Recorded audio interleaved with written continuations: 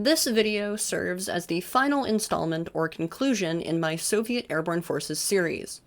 It must be said that a great deal of information is missing from this overview, and for this reason, this three-part series should not be regarded as comprehensive, especially considering its focus on a very specific era.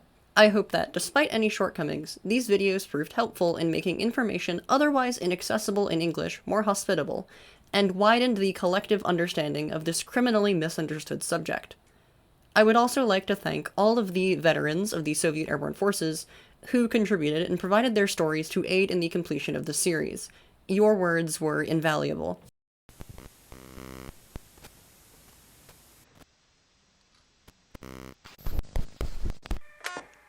Дежурный по части гвардии майор Слонь, слушаю вас! Командиру 3 тройки выполнять немедленно. Есть 3 тройки, выполнять немедленно! 333, тревога! Извините, товарищ подполковник, 3 тройки. Машина за вами вышла. Мне только не надо вокзала. Сигнал.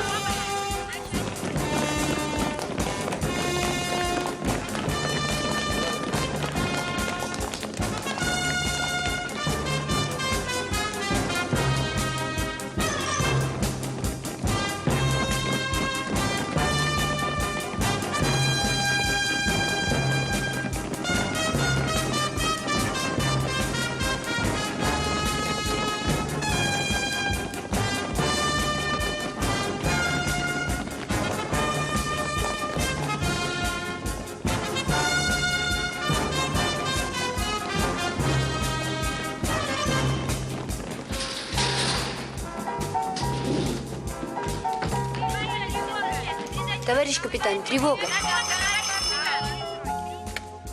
Товарищ лейтенант, тревога!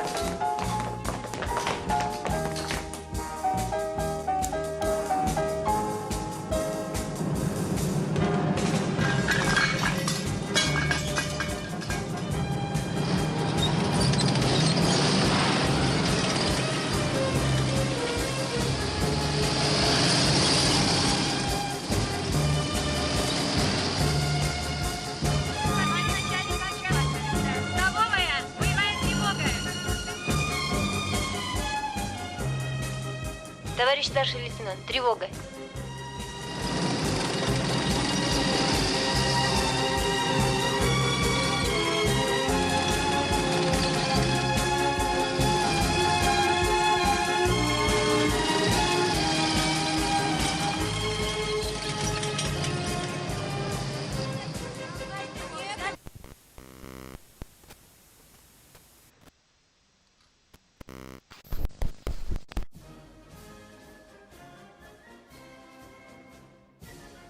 This section of the video will focus exclusively on individual equipment that is exclusive to the Airborne Forces in its development and functionality. Small arms will not be discussed as they are not significantly different than their regular Army counterparts, outside of small changes like folding stocks being added to assist in paratrooper operations. Throughout much of the Cold War, the Soviet paratroopers' equipment centered around the immortal RD-54, paratroopers backpack model 1954, which went unchanged since the day it entered service, outside of the introduction of a few pouches, such as a rare medical pouch that showed up in Afghanistan momentarily. The RD-54 belongs to a unique set of simplified load-bearing equipment that places a satchel at the heart of the system.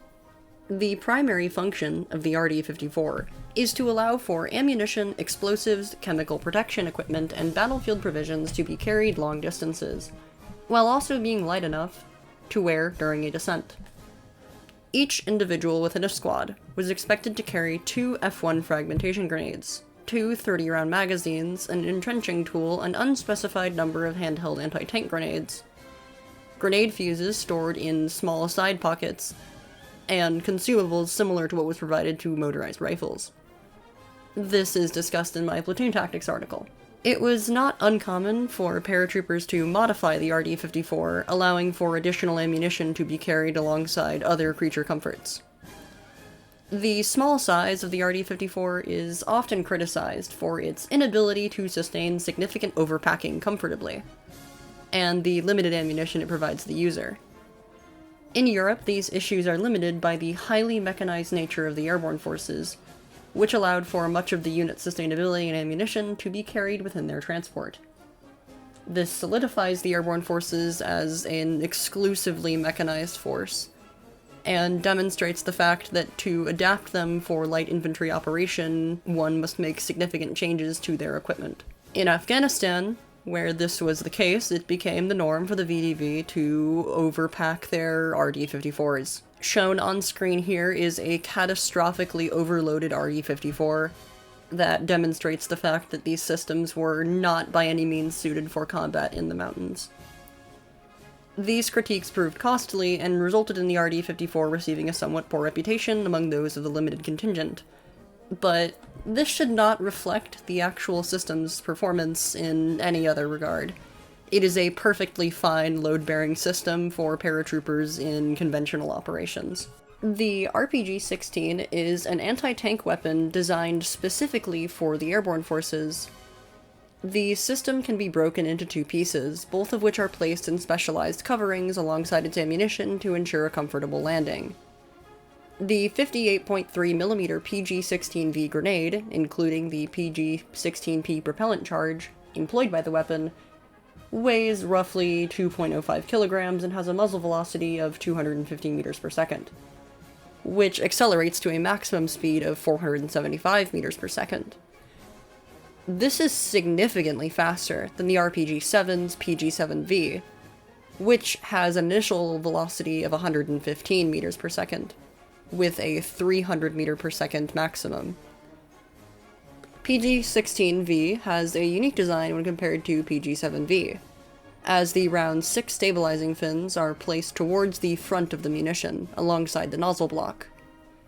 This was done to limit the possibility of a shot being carried off its trajectory by the wind. The PG-16V penetrated up to 300 millimeters of RHA and could be fired accurately out to 520 meters. While the weapon was enjoyed for its range, precision, and ergonomics, the introduction of improved ammunition for the RPG-7D resulted in its replacement. RPG-18 and RPG-22 were then distributed across squads to improve the anti-tank capabilities of the unit as a whole. These served to replace anti-tank grenades that were previously equipped to all formations. The GC-30 is a system that embodies the concept of jumping before the elevator hits the ground. It is designed to land heavy equipment alongside its operators, such as portable radio stations, mines, reserve ammunition, medical supplies, and engineering equipment. The maximum weight that GC-30 can support is around 30 kilograms. The system is suspended 15.65 meters beneath its operator during a descent, in such a way that it does not interfere with the parachutist. 150 to 200 meters from the ground, the GC-30 is then disconnected and descends independently. This serves to decrease the speed of the landing experienced by the paratrooper moments before he reaches the ground. As an unscripted side note, the development of the GC-30 is an extremely comical affair. The project was spearheaded by two brothers who had a separate sibling in the Airborne Forces, and they had spent years desperately trying to figure out an efficient method for landing heavy equipment alongside the paratroopers that they were to be supplied to. What actually allowed them to integrate such a simplistic design was watching actual jump exercises conducted by their brother's unit. After doing so, they saw that the paratroopers frequently disconnected their reserve parachute before hitting the ground to lower their weight and soften the landing. A transcription of the interaction between them, as is remembered by multiple sources on the matter, is as follows. "Do you always do this?" Vladimir asked, referring to the discarded reserve parachute. "When I jump with heavy gear, always." "And what does that achieve?" the officer asked, surprised. "I become 6 or even 7 kilograms lighter. The whole point is not to misjudge the distance of the ground, otherwise the reserve parachute could be damaged." When Nikolai and Vladimir told their brother Anatoly about their observations, he was surprised. So what? This isn't a new trick, I do that too. Then why have you kept quiet about it all this time? Anatoly was embarrassed. Indeed, he should have shared this little secret with his brothers long ago, but he simply hadn't considered it important.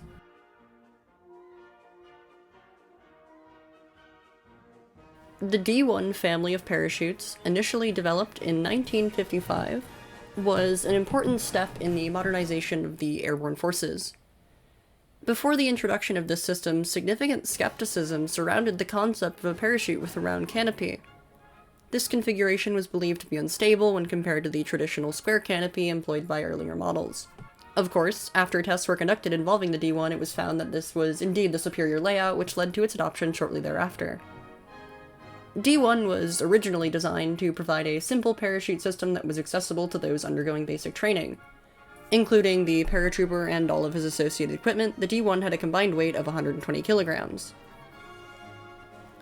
The system permitted jumps at a maximum speed of 350 kilometers per hour from a minimum altitude of 150 meters, meaning the parachute could be employed from rotary wing aircraft. On its own, D1, when stored, weighs 17 kilograms and has dimensions of 595 by 385 by 240 millimeters.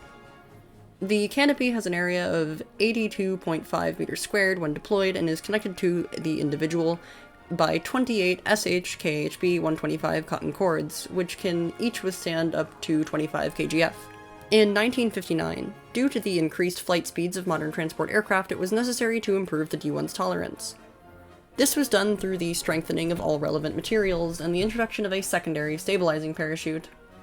This did increase the weight of the parachute to 19.5 kilograms, alongside lengthening the minimum deployment altitude by 300 meters.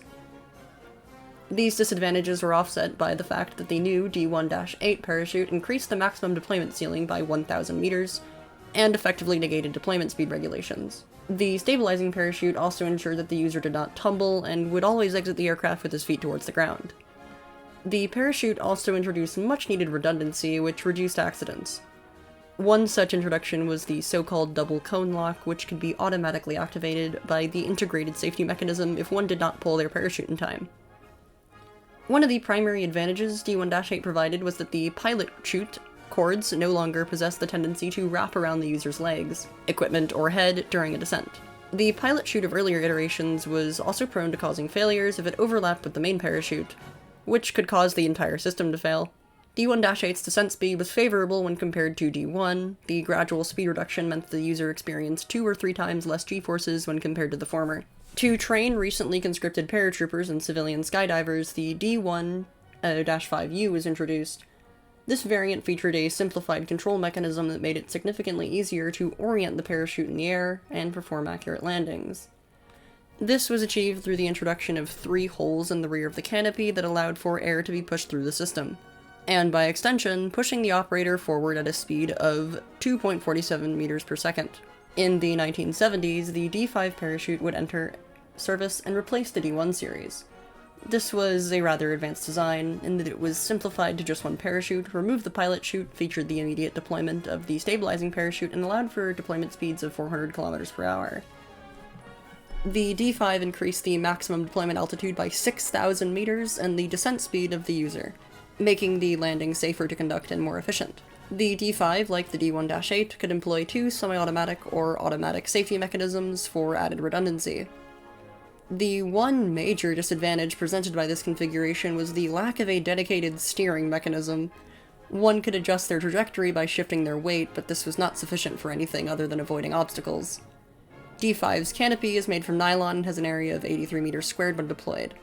The canopy is connected to the user by 28 9-meter-long cords from the SHKP 150 type, each supporting 5 kgf respectively.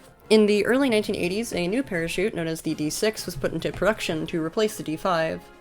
This development was important as it allowed for the user to freely manipulate the trajectory of their descent, alongside significantly reducing the effect wind had on the accuracy of this process. Outside of these major shifts, the core characteristics, deployment process, and safety mechanisms of the parachute remained similar to that of D5.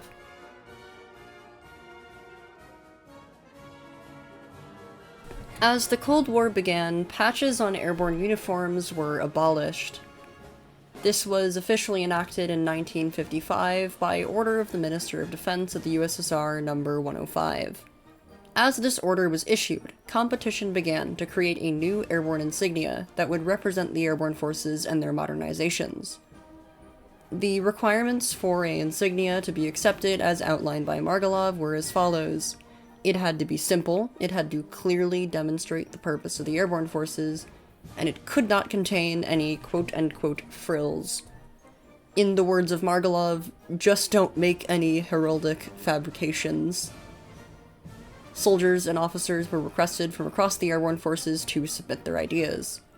This was done as to ensure that the insignia came from the heart. After thousands of submissions, the head draftswoman of the airborne forces, Bocharova, would decisively rout the competition. Margalov took such a liking to her after the competition that he described her as not only the most passionate individual in the airborne forces, but offered her the unofficial title of Paratrooper No. 2, a reference to his own title of Paratrooper No. 1. Prior to his retirement in 1978, Margalov would once again pay a visit to Bocharova to congratulate her on the creation of an emblem that would outlive them both. In 1967, after the insignia of the airborne forces had been decided, Margalov would reinstate shoulder sleeve patches. These new patches would take the shape of a diamond and were supposed to operate a unique color gradient to distinguish divisional subordination. At this time, such a concept was too ambitious, as the divisions of the airborne forces were subject to frequent reorganization. As Grechka assumed the position of defense minister in 1967, he began to enact programs that sought to improve the aesthetic quality of the Soviet soldier. This was desperately needed, as the Soviet soldier resembled what he looked like during World War II with very little alterations. And if you ask someone with an untrained eye, they would say that that never changed. This resulted in the diamond patches that had just been adopted, leaving service almost immediately in favor of a new design. Prototype patches were produced between 1967 and 1969, many of which were far too complicated. A lot of these early models were embroidered, and this became a problem as embroidery was expensive and inefficient for mass production. Because of this, a new embossed pattern would be proposed that used a synthetic material. This solution not only reduced the economic impact of the patches, but also improved their durability somewhat. Because of Margalov's desire to distinguish the airborne forces, they were the first branch of the Soviet military to adopt the modern interpretation of shoulder sleeve insignias, which were featured at Dnieper 67, 2 years before they officially entered service under what the Ministry of Defense notes.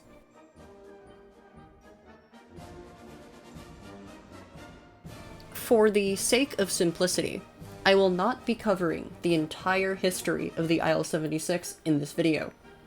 I will only comment on its history as a system to deliver paratroopers. I will likely write an article in the future, or produce a video, discussing the intricacies of the Il-76's development, because in its own right it is a fascinating aircraft. But for the subject matter at hand, this will do. The early Cold War proved to be a favorable period for the VTA, military transport aviation. After just a decade of existence, they had seen the complete integration of equipment designed with the express purpose of meeting their needs and operated an impressive 650 aircraft. By the 1960s, the VTA's regiments were equipped with AN-12 at a rate of 80%, which arrived in batches of 100 each year. Despite this, even with the introduction of the AN-22, the VTA's lift requirements had not been met. For all the advantages offered by turboprop designs, the limitations experienced in speed were becoming a problem, especially when delivering paratroopers, which was an endeavor that favored expediency. This was recognized internationally, and with the introduction of the C-141 Starlifter, the USSR was properly motivated to respond with their own jet-powered airlift. Furthermore, Ilyushin, after the failure of their Il-60 proposal, needed to get a new aircraft into military service, which led to unique importance being placed on innovative design solutions that would put them ahead of the competition. Ilyushin's first experiment with turbojet engines for use on a military aircraft was done through the Il-66. This aircraft would have a takeoff weight of 140 tons and employ the NK-8 engines found on the BE-18 proposals in 1962. This aircraft would be met with little interest, as it was still believed the AN-22 fulfilled each requirement present within the VTA at this time. Unfortunately, the AN-22's impressive size would be its undoing, as they were not only impossible to manufacture at scale, but suffered from such extreme wing fatigue that flights had to be authorized by the Ministry of Defense prior to transpiring, as the associated costs of repairing and maintaining them once they were back on the ground were so great. Due to the increased desire to conduct air freight operations across the USSR, and the need to produce a more reliable aircraft that could deliver paratroopers at greater speeds, preliminary research that would lead to the development of the Il-76 would begin in 1966. A joint research resolution was reached in 1967, which was opposed by Antonov, who offered a deep modernization of the AN-12 in return. This concept was immediately shot down due to its lackluster carrying capacity of only 25 tons. Ilyushin's new aircraft was to deliver 25 tons of cargo 4,000 kilometers and lift 40 tons over short distances. It would employ largely unique engines designed specifically for the aircraft, which featured massively increased thrust due to their more efficient compressors. Due to the introduction of the C-141, despite being relatively early in development, proposals for flight tests by 1969 were issued, which was optimistic to say the least. The first iteration of the system strongly resembled the AN-12, employed a two-story cockpit layout and operated the Initiative 4 radar. The design of the landing gear also shared striking similarities to AN-12. This would of course prove problematic, as it would make the Il-76 incapable of landing at unprepared airfields. Interestingly, this early variant would have provisions for the delivery of 4 bombs, and could be converted into an ad hoc strike aircraft in dire situations. Later that year, a second prototype, featuring the Kupol sighting and navigation complex, would be proposed. This system was already in use on the AN-22, and offered the Groza meteorological radar and Korund radar, which assisted in landing the aircraft when the ground was not visible. The landing gear would also be revised, the field of view from the cockpit was improved, and side windows were introduced.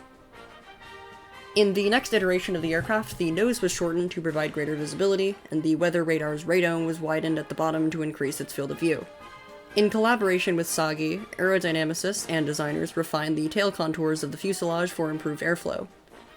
Unlike traditional transport aircraft with a flattened lower ramp area, this design created airflow distortion and increased drag at cruise speeds. While acceptable on slower turboprop aircraft, such inefficiencies were unacceptable for a jet-powered aircraft. An axis-symmetric, streamlined fuselage similar to that of commercial airliners was adopted to reduce drag and enhance aerodynamic efficiency for this reason. Accommodating the drop of especially large cargo proved difficult. This required an opening nearly as tall as the cabin itself to prevent items from striking the ceiling during descent. As a result, the aft fuselage had to be vertically enlarged, complicating integration with the structural assembly supporting the tail. A Tsagi research program centered around high-speed airdrop dynamics revealed that cargo clears the fuselage fast enough to enable a reduction in ramp opening height from 3.4 to 3.0 meters. This critical finding allowed for a sleeker tail profile and increased the structural depth at the vertical stabilizer mount, improving both aerodynamics and weight efficiency. The Il-76's wing design saw major refinement to meet performance demands.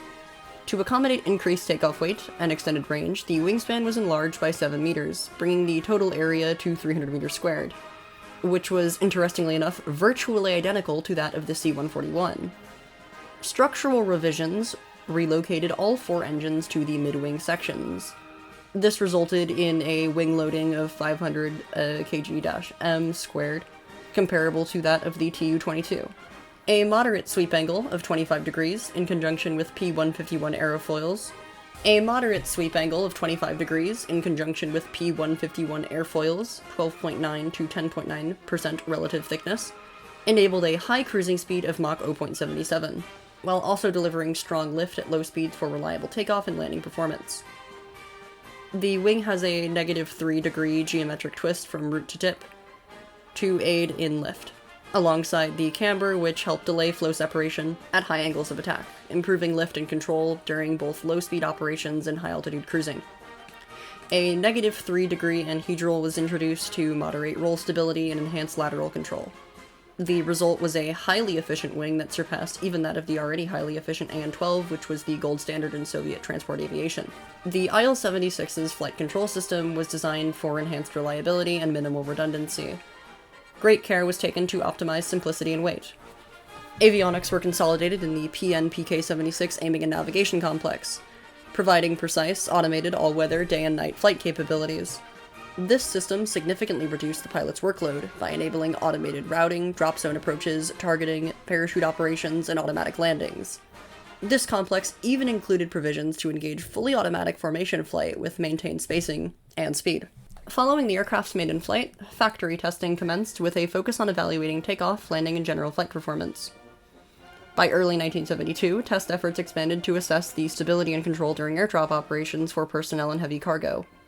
Initial evaluations began with airflow measurement at exit points to ensure safe evacuation paths, after which mannequin drops were conducted and filmed from a chase aircraft to measure clearances around critical structures, especially the landing gear fairings and engine nacelles.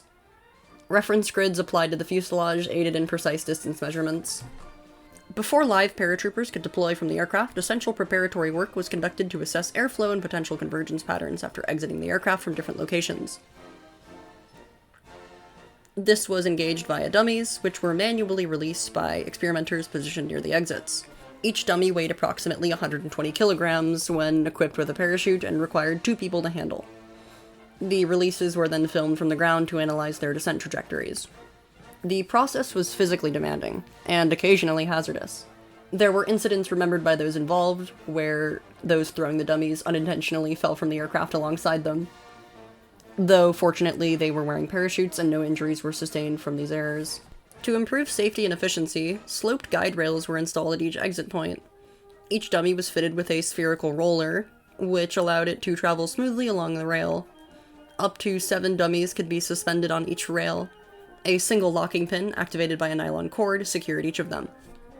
2 straight guide rails were installed in ramp area, while curved rails were placed at the side doors. Detachable rail extensions protruded from the aircraft, which allowed for safe and consistent dummy ejection. These extensions were mounted by the testers after the cargo doors were open. 1 individual was assigned to each pair of exit points, and was responsible for attaching the rail extensions and initiating the dummy release on the navigator's command. The entire drop process was then recorded using ground-based and onboard cameras. These tests were efficient and enabled a swift transition to live jumps by actual paratroopers. Following these trials, preliminary testing to evaluate the feasibility and safety of paratrooper deployment from the Il-76 began immediately. This phase of testing was conducted within a tight time frame to preserve the aircraft already tight deployment schedule. The successful results enabled the leadership of the Air Force and Airborne Forces to authorize full-capacity troop deployment of up to 115 paratroopers from the aircraft. The test group included test parachutists from the Scientific Research Institute of Automatic Devices, the State Research Institute of the Air Force, and officers from the Airborne Forces Command, alongside those from airborne command schools. On April 3, 1972, paratroopers were transported aboard an Il-18 from Ryazan. Despite the cold weather and unfavorable wind conditions, Lieutenant General Lisov, Deputy Commander of the Airborne Forces, gave the final order to proceed. The Il-76 took off and executed the drop over the Ramanskaya Aerodrome, deploying 115 paratroopers. The operation was successful, aside from a few paratroopers landing in large puddles, soaking them completely. Further testing involving the deployment of live paratroopers began on November 13th during a large-scale exercise in the Odessa Military District. Here, the Il-76 successfully deployed 115 paratroopers. Shortly thereafter, on November 19th, the factory phase of ground testing and flight testing for combat deployment scenarios began at the 339th Military Transport Aviation Regiment near Vitebsk. These larger-scale jumps revealed issues that individual jumps could not. Notably, the unexpected tearing of stabilizing parachutes during deployment occurred when all exits were employed. Investigation found that the fabric was getting caught on protrusions within the aircraft. In response, extensive work was undertaken to create smooth, snag-free surfaces along exit zones. Equipment was shielded with netting, and the lower sections were lined with nylon fabric, which could contact but not damage the parachutes. These changes eliminated further incidents.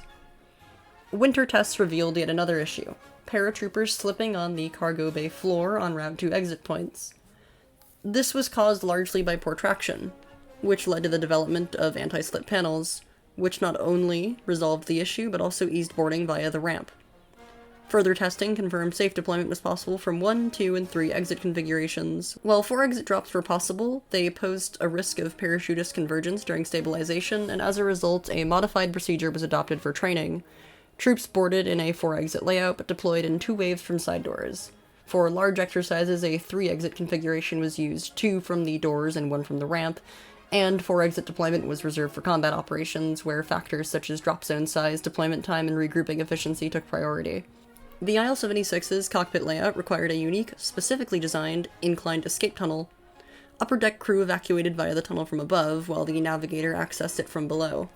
The hatch system was engineered to protect evacuees from airflow and ensure orderly egress. Testing of emergency evacuation systems was conducted from January to February 1972, and was led by test pilot Kuznetsov. These trials covered a range of speed and exit configurations. Results confirmed that the Il-76 remained stable and controllable, with all of its doors and hatches open. Emergency egress was deemed safe up to 550 km per hour through the cockpit hatch and 420 km per hour through the side doors and cargo ramp. These side doors also acted as aerodynamic shields, helping direct parachutists away from the fuselage. The reason for the lower speed limits on these exits was due to strength limitations found in the doors, and at higher speeds they could break from the fuselage, which would endanger the crew.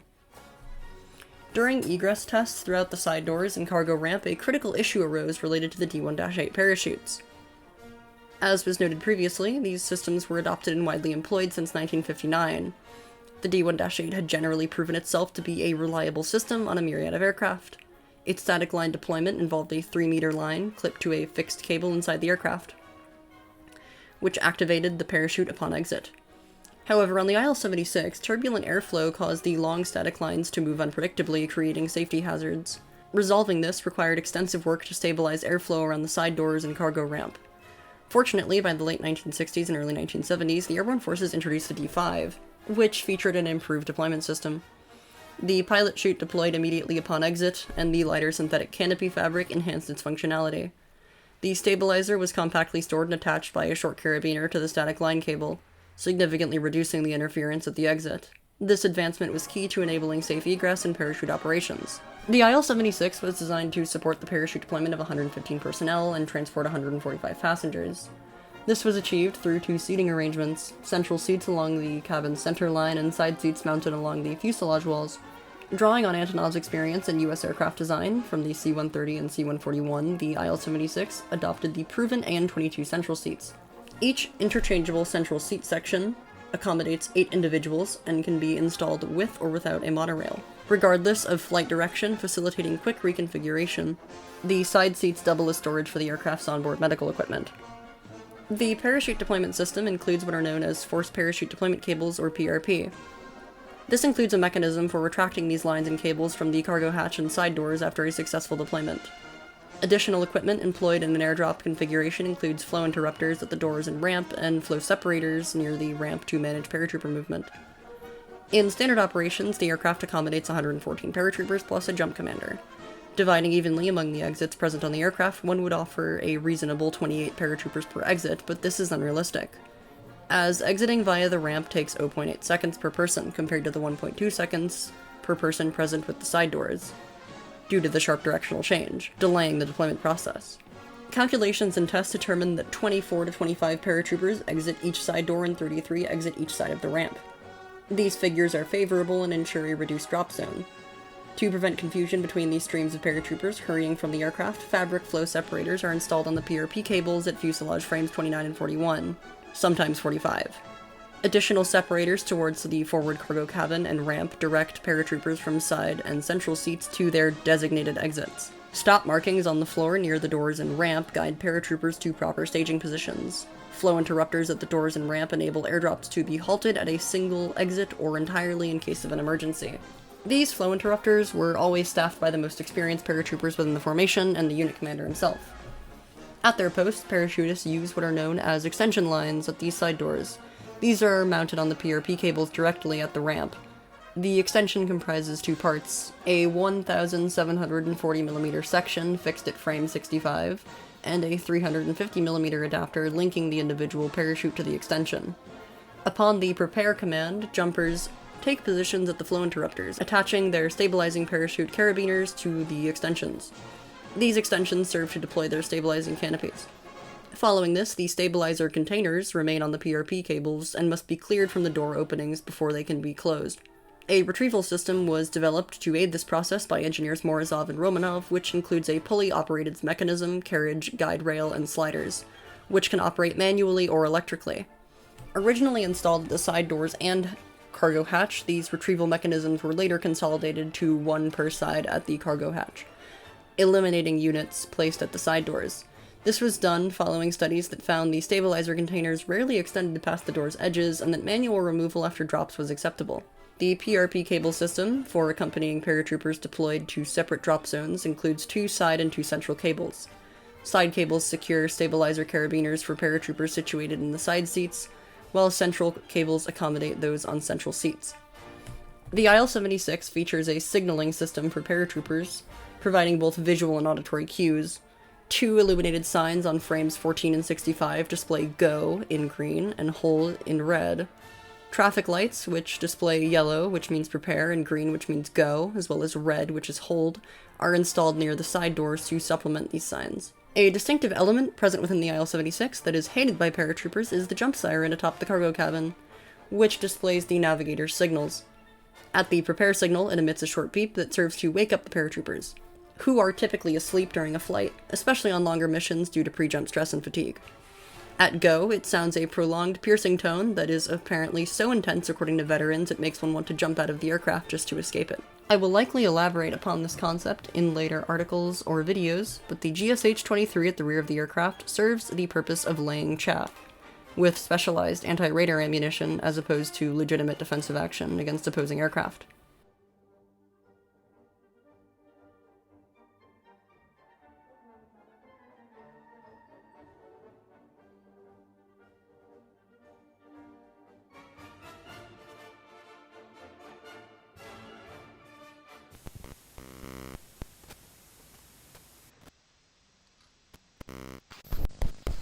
Лишь недавно учились вы в классе 10 и часы проверяли по школьным звонкам. А теперь привыкайте, ребята, к десантным, продуваемым всеми ветрами войскам. А теперь привыкайте, ребята, к десантным, а теперь привыкайте, ребята, к десантным, продуваемым всеми ветрами войскам. Не пеняйте на то, что сурова погода, не считайте, что строг командир без причин. Предстоит вам всего за каких-то 2 года из вчерашних юнцов превратиться в мужчин. Предстоит вам всего за каких-то 2 года, предстоит вам всего за каких-то 2 года из вчерашних юнцов превратиться в мужчин. Вам недолго носить эту форму, ребята, только будет всегда да седин на висках, да закалка, что вы получили в десантных, продуваемых всеми ветрами войсках. Да закалка, что вы получили в десантных, да закалка, что вы получили в десантных, продуваемых всеми ветрами